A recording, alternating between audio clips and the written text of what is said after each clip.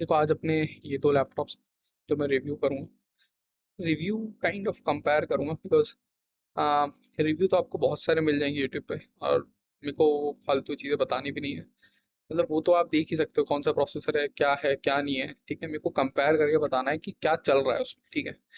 Because data मेरे को फेंकना होता तो मैं फेंक ही देता। आपको पता होना चाहिए कि 16 GB रैम का मतलब क्या है, अगर 8 GB होगी तो क्या दिक्कत है, वो सब चीज़, ठीक है। तो Asus VivoBook Go 15 अपने पास है, एंड Lenovo का आइडियल पैड Slim 3 मेरे पास, ठीक है।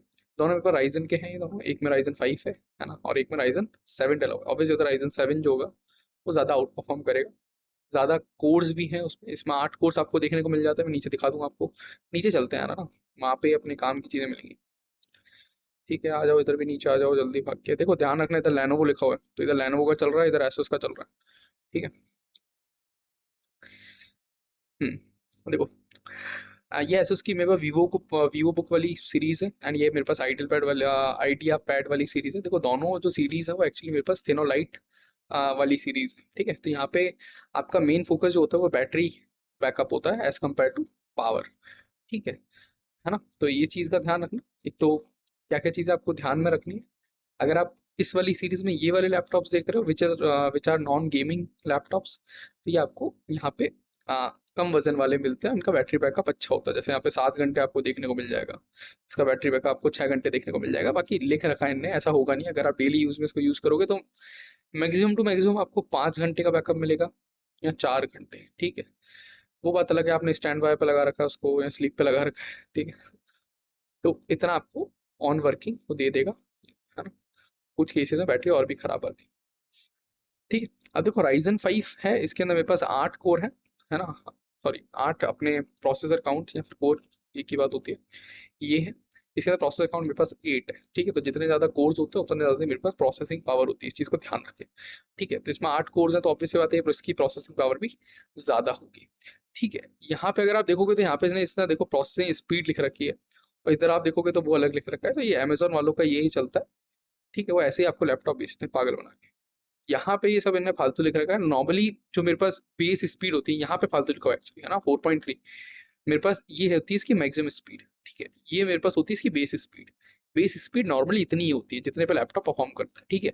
अगर आप ज्यादा उससे टास्क करवाओगे तो उसकी जो जब वो आउट परफॉर्म करेगा तो उसकी स्पीड इतनी भी जा सकती है, ठीक है। तो ऑब्वियस सी बात है राइजन 7 है तो यही जीतेगा, है ना। ऐसा नहीं कि उसकी स्पीड लिखी हुई है तो आप आ, गलत सोच लो।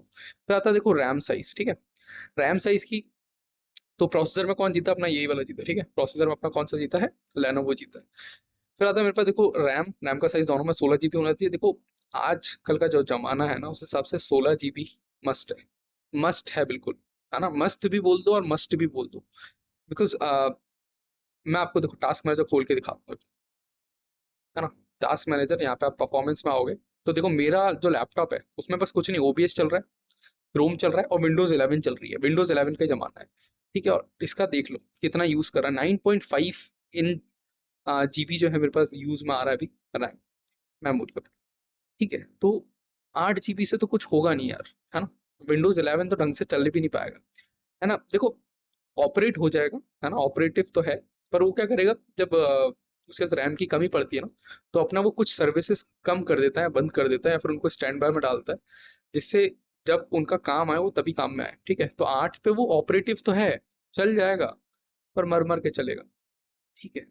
एंड मैं सही बता रहा हूँ आपको, इसके अंदर कोई एडिटिव काम करोगे ना तो ये वैसे भी थिन और लाइट लैपटॉप है, इनके प्रोसेसर तो ज़्यादा झेल नहीं पाते, रैम ज़्यादा होगी तो कुछ हो पाएगा। तो 16 GB मस्ट है। इसके अलावा भी कोई और सीरीज देख रहे हो, कोई और देख रहे हो तो ये चीज़ मान के चलो 16 होना चाहिए या तो उससे ज़्यादा होना चाहिए। 16 मस्ट है बिल्कुल, ठीक है। इसमें देखो DDR5 रैम डाला हुआ है अपना। DDR5 जो होता है उसका मेरे पास क्लॉक स्पीड ज़्यादा होता है रैम का, एंड इस वाले का मेरे पास DDR4 रैम डाला हुआ है, इसकी क्लॉक स्पीड कम होती है, ठीक है। पर दोनों में 16 GB है। यहाँ पे इसने देखो, इसको देखिए कंफ्यूज ना हो, इसने बोला मैक्सिमम रैम सपोर्टेड, इसका मतलब मैक्सिमम मेमोरी सपोर्टेड, मतलब इतना ज्यादा और अपग्रेड कर सकते हो आप उसको 24 तक। यहाँ पे इसने ऐसा कुछ मेंशन नहीं किया है तो I am not sure about this, ठीक है। पर मेरे ख्याल से स्लॉट्स तो होते ही हैं तो आप इसको भी मतलब 24 मान लो, या तो मोस्टली 32 तक आप इसको कर पाओगे, ठीक है। SSD दोनों में होनी चाहिए, SSD इज मस्ट। SSD का बिल्कुल आजकल जमाना नहीं है, NVMe होगी दोनों में, लैपटॉप्स में वही चलती है, ठीक है। इसमें स्टेरियो साउंड बकवास है, ये सब। मेन चीज अपना मेमोरी, देखो मेमोरी वाइज अगर मैं बोलूँ तो अपना एसोस जीतेगा, ठीक है, मेमोरी वाइज एसोस जीतेगा। इसकी क्लॉक स्पीड थोड़ी कम होती है, DDR4 थोड़ी पुरानी रैम होती है, ठीक है, DDR5 भी नए का जमाना है, मेरे लैपटॉप में भी DDR5 ही है, ठीक है। बैटरी बैकअप की बात करें तो इसके अंदर 6 लिखा हुआ है और इसके अंदर 7 लिखा हुआ है, कोई फर्क नहीं पड़ता, आपके 5-4 घंटे ही चलेंगे, ठीक है। वेट आप इसका देख लो और इसका वेट देख लो, तो इसका 20 ग्राम ज्यादा, कोई फर्क नहीं पड़ता। ठीक है। और रिव्यूज में अगर मैं जाऊँ तो इन्हें बोला है कि बैकलाइट में प्रॉब्लम है, बाकी कोई प्रॉब्लम नहीं है, ठीक है। तो आप देखो मेन कंसर्न क्या है अपना, आपको कौन सा लेना चाहिए वो देखते हैं। सबसे पहली बात, अगर आपको देखो मेमोरी को लेके ज़्यादा दिक्कत है, मेमोरी आपको वो कर रही है, पर मैं जानता हूँ ना, अगर आप ये वीडियो देख रहे हो तो आपको मेमोरी वेमोरी कुछ नहीं करती, आपको चाहिए नॉलेज, ठीक है। तो मैं आपको अगर मेरी प्रेफरेंस बताऊँ तो I will go for processor, ठीक है। मैं कौन सा लूंगा, मैं लेनोवो का आइडियल पैड लेता, ठीक है, मेरे लिए रैम इतनी बड़ा कंसर्न नहीं है ना। अगर ज़्यादा भी आपको लग रहा है ना तो you will go for the another variant जिसके अंदर आपको रैम भी वैसी मिले, ठीक है। पर अगर आपका बजट थोड़ा टाइट है, 2-3 हज़ार रुपये देख लो और लगा के कहीं पे और कोई ऐसा लैपटॉप मिल जाए जिसमें आपको DDR5 या फिर LPDDR मिल जाए तो और अच्छी बात हो, और ज़्यादा पावर एफिशिएंट होती है थिनर लाइट लैपटॉप के लिए, वो बहुत ज़्यादा बेस्ट हो जाती है, वो मिल जाए, है ना, विथ Ryzen 7, तो वो मज़े ही मज़े हो जाएंगे फिर आपके, ठीक है। ठीक है, तो इन दोनों के हिसाब से तो मैं बोलूँगा, मेरे हिसाब से लेनोवो के लिए आप जा सकते हो। देखो रही बात वारंटी की, तो देखो यार कि आपको लैपटॉप लेने के बाद आपका क्या रहेगा, देखो लैपटॉप लेने के बाद दोनों के अंदर मेरे को ADP मिल जाती है 3-3 साल की, है ना, मतलब आपको 3-3 साल की अगर आपको लेनी है एडिशनल, 1-1 साल की तो आपको नॉर्मल लैपटॉप के साथ मिलती है, ठीक है। देखो वारंटी में भी एक चीज़ ध्यान रखना, 1 साल मेरे को मिलेगा दोनों लैपटॉप के लिए, तो उसमें आपको एक चीज़, ये चीज़ ध्यान रखनी है कि अगर आपको एक्सटेंशन करवाना है तो उसके 1 साल या फिर 6 महीने के बीच में एक्सटेंशन हो सकता है, उसके बाद उसका एक्सटेंशन बंद हो जाता है ना। मतलब आपका अगर लैपटॉप 1 साल पुराना हो गया, है ना, 365 दिन, या फिर कुछ लैपटॉप के अंदर ये 6 महीने भी होता है, ठीक है। तो 6 महीने हैं या 1 साल है, ये चीज़ आपको देखनी पड़ेगी खुद, वारंटी के लिए सर्च करना पड़ेगा, ठीक है। वो आप देख लो उसके हिसाब से, क्योंकि अगर आपका एक बार वारंटी टाइम निकल गया ना, आपने एक्सटेंशन नहीं करवाया तो उसके बाद होगा नहीं फिर वो, ठीक है। तो इस चीज़ का थोड़ा सा ध्यान रखें, और मैं बोलूँगा कि अगर आपको वारंटी लेनी है तो you will always go for the laptop का जो ओरिजिनल वारंटी आता है वो लें आप, है ना। वैसे यहाँ पे आपको देखो एको की मिल जाएगी, है ना, और वन असिस्टेंट क्या लिखा हुआ है, ये बकवास है ना। ये देखो लेनोवो की एक्सटेंडेड इनकी खुद की वारंटी है, ये वाली वारंटी आपको हमेशा लेनी होती है, चीज़ ध्यान रखें। कंपनी वारंटी लोगे ना तो ज़्यादा अच्छी रहती है, ठीक है, एज कम्पेयर टू अगर आप इनकी ले रहे हो, एको की ले रहे हो या फिर आप एक्विस की ले रहे हो।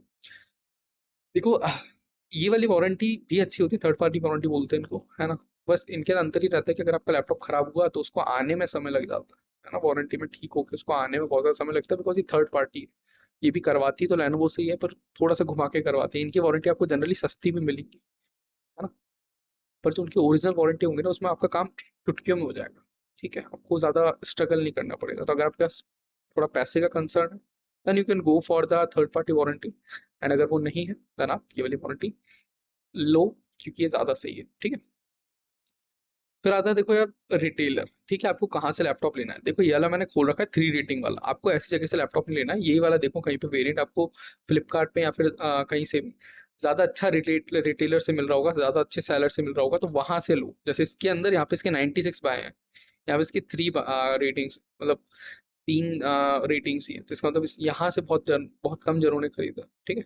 तो क्या इसका सिनेरियो है, सेलर कैसा है, इसके चांसेस बहुत कम है, हो सकता है कोई नया बंदा हो, ठीक है। तो always go for the things यहाँ पे ज़्यादा भीड़ हो, बिकॉज वहां से आप बच जाओगे, है ना, आपको पता भी चल जाएगा रिव्यूज़ में क्या दिक्कत है क्या नहीं है।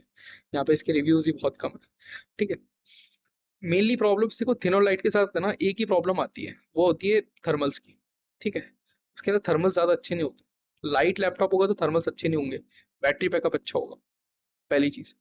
ये लैपटॉप जो होते हैं गेमिंग के लिए नहीं होते, तो गेमिंग करना चाहते हो तो इनको छोड़ दो, मैं बोल रहा हूँ ये यू टाइप वाले प्रोसेसर, है ना, यहाँ पे यू लिखा हुआ है ना प्रोसेसर के पीछे, अगर आप जाओगे एच या फिर HX के अंदर, वो ज़्यादा अच्छे से परफॉर्म कर पाते हैं, उनके थर्मल ज़्यादा अच्छे होते हैं, वो गेमिंग के लिए लैपटॉप होते हैं, ठीक है। तो इस चीज़ का थोड़ा सा ध्यान रखें, and that's all for now.